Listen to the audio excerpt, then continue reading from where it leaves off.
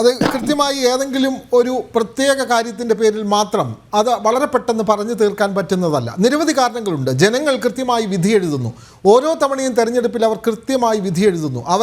അവർക്ക് നൽകിയ വാഗ്ദാനങ്ങൾ നടപ്പാക്കിയോ ഇല്ലയോ, ആരാണ് അതിൻ്റെ പ്രധാനപ്പെട്ട കുറ്റക്കാർ, ഇതൊക്കെ ജനം അവരുടെ കോടതിയിൽ വിലയിരുത്തും. അവർ കൃത്യമായി അതിന് വിധി പറയും. അവർ വിധി പറയുന്നത് 5 വർഷം കൂടുമ്പോഴാണ്. തങ്ങളുടെ വിരൽത്തുമ്പിലാണ്, തങ്ങളുടെ ബാലറ്റിൽ തങ്ങളുടെ ജനഹിതം അവർ രേഖപ്പെടുത്തും. അങ്ങനെയാണ് ഓരോ രാഷ്ട്രീയ പാർട്ടിയും അധികാരത്തിൽ വരുന്നതും. എങ്ങനെയാണോ അധികാരത്തിൽ, എത്രമാത്രം ഭൂരിപക്ഷത്തോടെയാണോ അധികാരത്തിലേറുന്നത്, അതേ വീര്യത്തോടു കൂടി തന്നെ നിലംപരിശാകുന്ന കാഴ്ച നമ്മൾക്ക് പല സംസ്ഥാനങ്ങളിൽ അല്ലെങ്കിൽ ഭാരതത്തിൻ്റെ തന്നെ വിവിധ തെരഞ്ഞെടുപ്പുകളിൽ നമുക്ക് കാണാൻ കഴിയുന്നതാണ്.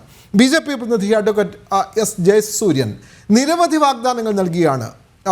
ഡൽഹിയിലെ ജനങ്ങൾക്ക് വെള്ളം, സൗജന്യമായി വൈദ്യുതി അടക്കം അവരുടെ ജീവിതത്തിൽ ആവശ്യമായ അവശ്യ ഘടകങ്ങൾക്കെല്ലാം നിരവധി സൗജന്യങ്ങൾ വാരി നൽകിയാണ് അരവിന്ദ് കെജ്രിവാൾ പുതിയൊരു രാഷ്ട്രീയ മുഖം അവതരിച്ചത്. 3 തവണ അവർ അദ്ദേഹത്തെ മുഖ്യമന്ത്രിയാക്കി. പക്ഷേ ഇത്തവണ സമ്പൂർണ്ണമായി അദ്ദേഹത്തെ തൂത്തെറിയുന്ന ഒരു സാഹചര്യം. ഇവിടെ BJP അധികാരത്തിലേക്ക് വരുമ്പോഴും നമ്മൾ മനസ്സിലാക്കേണ്ടത്, BJPയുടെ പ്രകടന പത്രിക പരിശോധിക്കുമ്പോഴും നിരവധി വാഗ്ദാനങ്ങളുണ്ട്.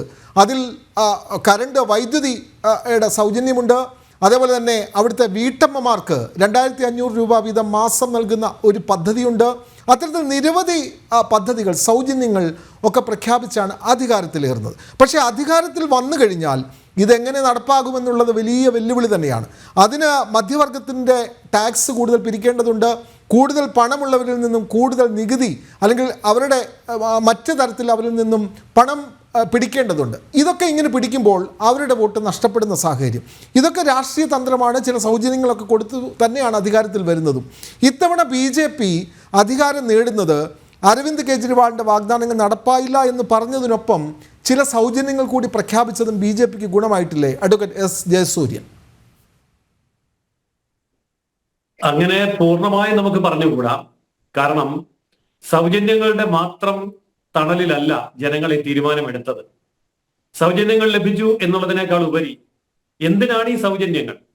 അത് ജീവിത നിലവാരം മെച്ചപ്പെടുത്താൻ വേണ്ടി തന്നെയാണ്. എന്നാൽ ഡൽഹിയിലെ ജനങ്ങളുടെ ജീവിത നിലവാരം മെച്ചപ്പെട്ടില്ല, ദുസ്സഹമായി മാറുകയും ചെയ്തു.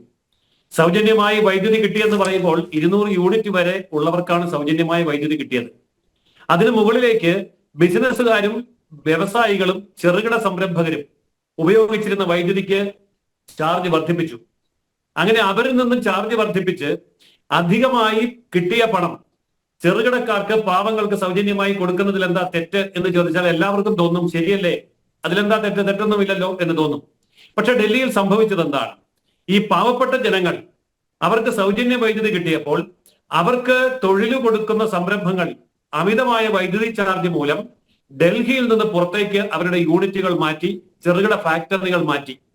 അപ്പോൾ ഫരീദാബാദിലും അതല്ലെങ്കിൽ നോയിഡയിലും അങ്ങനെയൊക്കെയുള്ള സ്ഥലങ്ങളിലേക്ക്, ഡൽഹിക്ക് പുറത്തേക്ക് അവർക്ക് മാറ്റാൻ ഒരു ബുദ്ധിമുട്ടും ഉണ്ടായില്ല. അപ്പോൾ അങ്ങനെ അവരുടെ ഫാക്ടറികളും യൂണിറ്റുകളും അങ്ങോട്ട് മാറിയപ്പോൾ ജനങ്ങൾക്ക് മാറാൻ പറ്റില്ലല്ലോ, അവർക്ക് തൊഴിൽ നഷ്ടപ്പെട്ടു. അപ്പോൾ സൗജന്യമായി വൈദ്യുതി കിട്ടി, പക്ഷെ കിട്ടിക്കൊണ്ടിരുന്ന മാസ ശമ്പളം കട്ടായി. എങ്ങനെ ജീവിക്കും? അതൊരു കാരണം. മറ്റൊന്ന്, ഈ സൗജന്യങ്ങളൊക്കെ കൊടുക്കുമ്പോഴും ജീവിത നിലവാരം എങ്ങനെയായിരുന്നു? ആ ജീവിത നിലവാരം ഗുഡ്ഗാവിലേക്ക് നോക്കുമ്പോൾ, നോയിഡയിലേക്ക് നോക്കുമ്പോൾ, ഫരീദാബാദിലേക്ക് നോക്കുമ്പോൾ ഡൽഹിക്ക് തൊട്ട് കിടക്കുന്ന പ്രദേശങ്ങളൊക്കെ വളരെ ഭംഗിയായിട്ട് വികസിക്കുന്നു. അവിടെ വൈദ്യുതി വിതരണവും കുടിവെള്ള വിതരണവും അതുപോലെ തന്നെ ശുചീകരണവും ഒക്കെ ഭംഗിയായി നടക്കുന്നു. നല്ല ഒരു നഗര അന്തരീക്ഷം, ജീവിക്കാൻ ആവശ്യമായ സംവിധാനങ്ങൾ അവിടെ ഉണ്ടായി. പക്ഷെ ഡൽഹി ഒരു ചവറ് കൂമ്പാരമായി മാറുകയായിരുന്നു. അവിടെ വെള്ളം വീണാൽ ഭൂഗർഭ ഇലക്ട്രിക് കേബിളുകളിൽ ഷോർട്ട് സർക്യൂട്ട് ഉണ്ടായി ഷോക്കേറ്റ് മനുഷ്യൻ മരിക്കുന്നു. ഇത് അവിടുത്തെ നിത്യ പരിപാടിയായി മാറി. പകൽ സമയങ്ങളിലും രാത്രി സമയങ്ങളിലും പവർ കട്ട് വരുന്നു. കൃത്യമായ ജലവിതരണം നടക്കുന്നില്ല, ശുദ്ധജലം കുടിക്കാൻ കിട്ടുന്നില്ല. രാവിലെ എഴുന്നേറ്റ് സ്കൂളിലും കോളേജിലും ഫാക്ടറികളിലും ഓഫീസുകളിലേക്കും ഓടുന്ന ഡൽഹിയിലെ ആൾക്കാർ പെട്ടെന്ന് ബാത്റൂമിലേക്ക് ചെല്ലുമ്പോൾ വെള്ളമില്ല, അല്ലെങ്കിൽ വൈദ്യുതിയില്ല. അവരുടെ ജീവിതം താറുമാറായി. ഇതാണ് കേജ്രിവാളിന്റെ ഭരണം കൊണ്ട് അവർക്ക് അനുഭവിക്കേണ്ടി വന്നത്. റോഡിലേക്ക് ഇറങ്ങിയാൽ ഒരു ബൈക്ക് പോലും പാർക്ക് ചെയ്യാനുള്ള സൗകര്യമില്ല. പൊട്ടിപ്പൊളിഞ്ഞ നഗര റോഡുകൾ ഇന്ന് ഡൽഹിയുടെ ദയനീയാവസ്ഥ നമ്മളെ വിളിച്ചു കാണിക്കുന്നുണ്ട്. അപ്പോൾ ദുസ്സഹമായ ഒരു നഗരം, അങ്ങേയറ്റം വൃത്തികെട്ട ഒരു നഗരം, അതുപോലെ തന്നെ എയർ പൊല്യൂഷൻ, വാട്ടർ പൊല്യൂഷൻ, ശ്വസിക്കാനും കൊള്ളില്ല, കുടിക്കാനും കൊള്ളില്ല. അവസാനം നിർക്കക്കള്ളിയില്ലാതായപ്പോൾ എന്താ പറഞ്ഞത്? തൊട്ടടുത്ത സംസ്ഥാനത്ത് നിന്ന് വരുന്ന യമുന നദിയിൽ അവർ വിഷം കലക്കുകയാണ്. അവസാനം ഹരിയാനയിലെ മുഖ്യമന്ത്രിക്ക് യമുനയിലെ വെള്ളം കുടിച്ചു കാണിക്കേണ്ടി വന്നു. കുടിച്ചു കാണിച്ചപ്പോൾ എന്താ സംഭവിച്ചത്? ആ കള്ളം പൊളിഞ്ഞു. അപ്പോൾ കള്ളത്തരങ്ങൾ കൊണ്ട് നിത്യമായി എല്ലാ കാലവും നിലനിൽക്കാൻ കഴിയില്ല എന്ന് ബോധ്യമായി കഴിഞ്ഞപ്പോൾ ആം ആദ്മി പാർട്ടി ആയുധം വെച്ച് കീഴടങ്ങുന്ന ഒരു അന്തരീക്ഷമാണ് അവിടെ ഉണ്ടായത്. മാത്രമല്ല, ആം ആദ്മി പാർട്ടി ഉണ്ടായത് എന്തിനു വേണ്ടിയാണ്? അണ്ണാ ഹസാരെ ഉയർത്തിക്കൊണ്ടുവന്ന അഴിമതി വിരുദ്ധമായിട്ടുള്ള ഒരു ജനകീയ മുന്നേറ്റത്തെ രാഷ്ട്രീയ പ്രസ്ഥാനമാക്കി മാറ്റി. അങ്ങനെ ചെയ്യരുതെന്ന് അണ്ണാ ഹസാരെ പറഞ്ഞു, പക്ഷെ അത് ചെയ്തു. അങ്ങനെ ചെയ്ത് അതിനെ ഒരു രാഷ്ട്രീയ പാർട്ടിയാക്കി അധികാരത്തിലേക്കുള്ള കുറുക്കുവഴിയായി അരവിന്ദ് കെജ്രിവാൾ അങ്ങനെ ഒരു മാർഗം തേടി. അന്ന് തന്നെ അദ്ദേഹത്തിന്റെ കൂടെ ഉണ്ടായിരുന്ന മഹാരഥന്മാരായി പലരും വിട്ടുപോയി. അതിനുശേഷം പലപ്പോഴായി മറ്റു പലരും വിട്ടുപോയി. പതുക്കെ പതുക്കെ തുടർച്ചയായിട്ടുള്ള അധികാരം കിട്ടിയപ്പോൾ അദ്ദേഹം ആദർശമെല്ലാം മറന്നു, അധികാര കേന്ദ്രമായി മാറി, ഏകഛത്രാധിപതിയായി മാറി, ആരെയും അനുസരിക്കാതെയായി, സ്വന്തം ഇഷ്ടപ്രകാരം. നമുക്കറിയാമല്ലോ, 49 കോടി രൂപയാണ് ഔദ്യോഗിക വസതി മോടി പിടിപ്പിച്ചതിന്. ഒളിച്ചു കളഞ്ഞിട്ട് പുതിയത് പണിയാൻ പോലും അത്രയും പണമാവില്ല. 49 കോടി രൂപ. നേരത്തെ അങ്ങ് പറഞ്ഞതുപോലെ, വിനോദ് പറഞ്ഞതുപോലെ, ഈ വാഗണാറിൽ നടന്നിരുന്ന മുറിക്കയ്യ ഷട്ടിട്ടിരുന്ന വള്ളിച്ചപ്പിൾ ധരിച്ചിരുന്നയാള് പിന്നീട് ധൂർത്തിന്റെ രാജാവായി മാറി. ഇതൊക്കെ ജനങ്ങളുടെ മുമ്പിലാണ് നടന്നത്. ജനങ്ങൾ ഇതൊക്കെ വിലയിരുത്തിയാണ് വോട്ട് ചെയ്യാൻ തീരുമാനിച്ചത്. അതൊക്കെ പോകട്ടെ, അതെല്ലാം ജനങ്ങൾ സഹിച്ചു. എന്നിട്ടാണല്ലോ മൂന്നാമതും അധികാരത്തിലേറ്റിയത്. അപ്പോൾ അദ്ദേഹം എന്താ ചെയ്തത്? ഒരു വലിയ ലോക റെക്കോർഡ് സ്ഥാപിച്ചു. അഴിമതിയുടെ കാര്യത്തിൽ ലോകത്തൊരിടത്തും ഇങ്ങനെ ഒരു സംഭവം ഉണ്ടായിട്ടില്ല. മുഖ്യമന്ത്രി ജയിലിലേക്ക് പോകുന്നു, ഉപമുഖ്യമന്ത്രി ജയിലിലേക്ക് പോകുന്നു, പ്രധാനപ്പെട്ട വകുപ്പുകൾ ഭരിച്ചിരുന്ന 4 മന്ത്രിമാര് ജയിലിലേക്ക് പോകുന്നു, ഒപ്പമുണ്ടായിരുന്ന 14 MLA-മാർ അവർക്കും എതിരെ കേസ് വരുന്നു. അങ്ങനെ 14 MLA-മാരും 4 മന്ത്രിമാരും ഉപമുഖ്യമന്ത്രിയും അടക്കമാണ് മുഖ്യമന്ത്രി ജയിലിലേക്ക് പോയത്. ആദർശമുണ്ടെങ്കിൽ അപ്പോഴെങ്കിലും അദ്ദേഹം പറയേണ്ടതല്ലേ, ഞാൻ അധികാരം വിട്ടൊഴിയുന്നു, ഞാൻ അഗ്നിശുദ്ധിയോടെ തിരിച്ചു വരുന്ന കാലത്ത് മാത്രമേ ഈ അധികാര കസേരയിൽ തൊടൂ എന്ന് പറയാൻ അദ്ദേഹത്തിന് സാധിച്ചില്ല. അദ്ദേഹം അധികാര കസേരയും കൊണ്ട് ജയിലിലേക്ക് പോയി. ജയിലിൽ ഇരുന്നു കൊണ്ട് മുഖ്യമന്ത്രി പദം കൈയാളാൻ അദ്ദേഹം തയ്യാറായി എന്ന് പറയുമ്പോൾ ആ അധികാര കസേരയോടുള്ള ആർത്തി ജനങ്ങളെ വെറുപ്പിച്ചു എന്നുള്ളതാണ് സത്യം. ഇപ്പോൾ എന്താണ് സംഭവിച്ചിരിക്കുന്നത്?